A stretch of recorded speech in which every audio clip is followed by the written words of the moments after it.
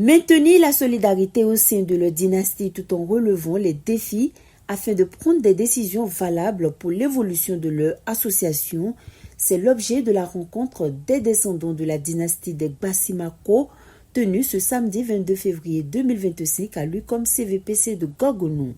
Les descendants de Gbassi-Mako venus de plusieurs régions du Bénin, du Nigeria et des rois, en l'occurrence le roi de Zougou Pantrossi, d'Abagoga IV, ont passé un moment exceptionnel. Créé le 17 mai 2017, ce congrès vise à faire le point du chemin parcouru, 8 ans après, relever les difficultés rencontrées et aussi les perspectives pour une bonne marche des activités au sein de l'association d'après un membre. Si nous prenons le cas des statuts et règlements. Si nous prenons le dossier du nouveau palais, que nous devons chercher les financements pour que cela puisse être une réalité à Zougou Pantrossi, tout cela constitue des défis énormes que nous devons relever. Et nous pensons avec le soutien des uns et des autres, nous pouvons relever ces différents défis-là. Et c'est avec joie que nous sommes retrouvés.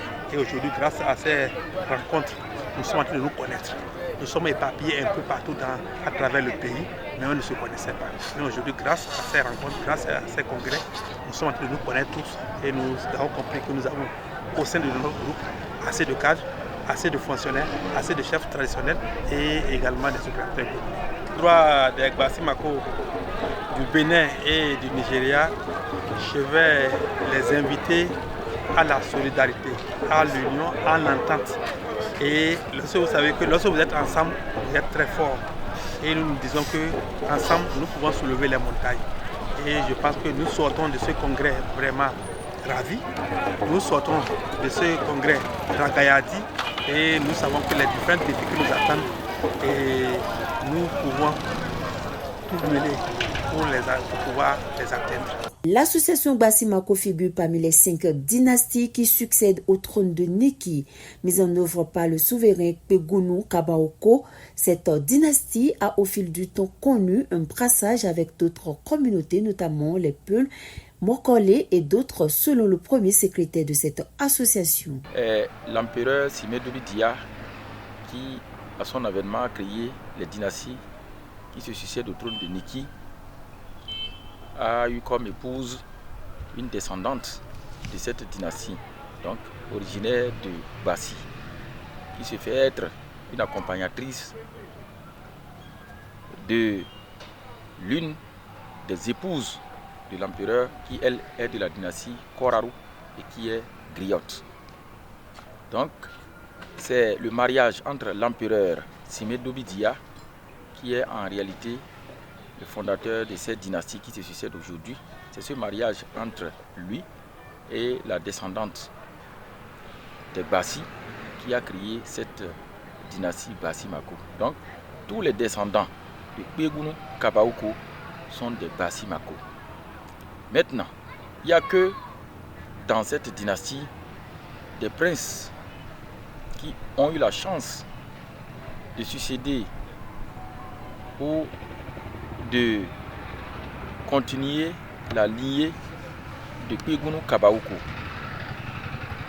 Il y a des Gbassi-Mako considérés comme originaires du côté paternel, donc les descendants de Sousse. Mais il y a eu des Gbassi-Mako qui sont maternellement inclus dans le groupe, puisque les enfants qui sont issus de Kpegunu Kabaoko ne sont pas seulement des hommes, il y a eu des femmes. Et quand la femme, elle, se marie à un autre époux qui est d'une autre dynastie, ou carrément d'un autre clan ou d'une collectivité, mais la femme ne peut pas perdre sa lignée. Son enfant peut, à ce titre, se prévaloir Gbassi-Mako, comme on le dit en bâtonnon, Tonkro Bintira Banoudi. Donc ce n'est pas forcément ou uniquement ceux qui sont descendants directement de Kpegunu Kabaoko qui sont Gbassi-Mako.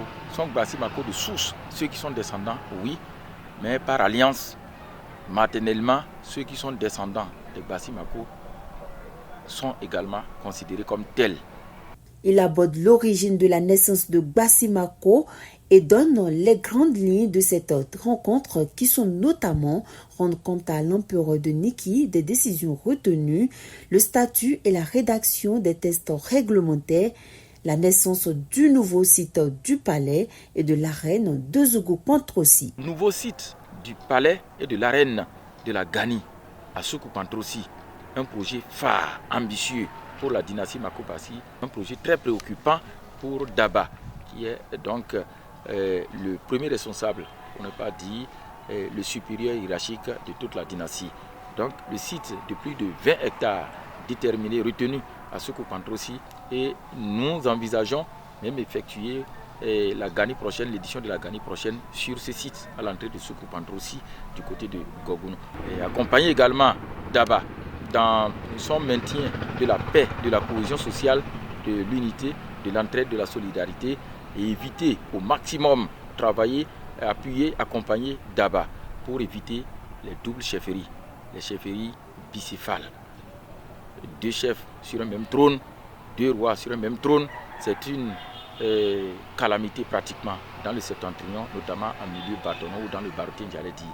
Cette rencontre a regroupé des personnes venues de différentes régions du Bénin et d'ailleurs.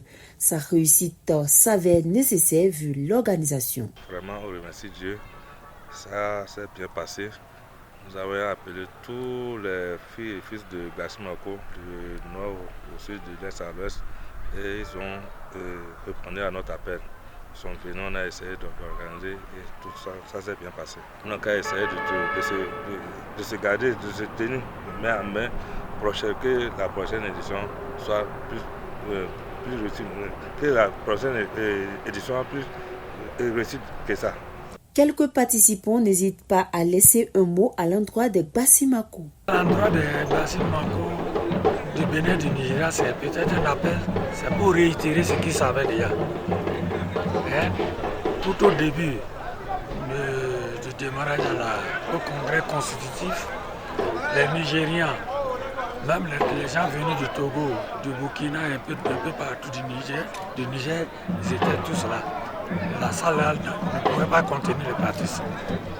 Mais aujourd'hui, nous avons organisé dans la précipitation un congrès parce que de report en report, on en est arrivé à cette période-là. On a voulu quand même forcer. Nous avons forcé. On ne pensait même pas qu'il y aura un engouement aussi important. Mais heureusement pour nous, c'est une surprise totale. Donc les gens sont venus. Pendant que nous étions dans la salle, il y en a qui continuent d'appeler. Ils ont appris ce qu'ils ont appris ça. On se fondait seulement d'excuse en excuse pour leur dire de se calmer. Il y a d'autres occasions qui viennent. Donc, à leur endroit, je leur demanderai d'être patients. La patience et le reste, nous allons essayer de tout mettre en œuvre, de nous programmer en conséquence et de les informer à temps, afin que la prochaine Assemblée générale soit vraiment une parfaite réussite. Garder la paix au sein de cette dynastie est le souhait des membres de Gbassi-Mako.